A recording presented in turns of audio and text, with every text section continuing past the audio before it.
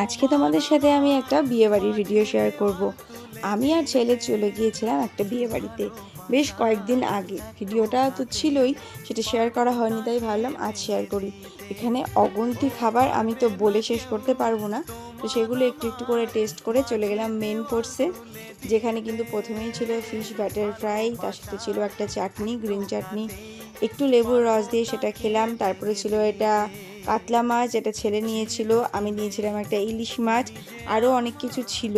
তো সেগুলো আর কি ইলিশ মাছ দিয়ে খাওয়ার পর তারপরে কিন্তু চলে আসলো মাটন বিরিয়ানি, আর তার সাথে চলে আসলো মাটন চাপ। যদিও আলুটাকে খুব মিস করছিলাম, বিরিয়ানিতে আলু না থাকলে চলে না। আর তারপর মিষ্টিতেও কিন্তু ছিল প্রচুর রকম আইটেম, যেমন বেকড রসগোল্লা, ক্ষীর, তারপরে সন্দেশটার নাম ভুলে গিয়েছি, যেহেতু বেশ কয়েকদিন আগে ছিল এই বিয়েটা।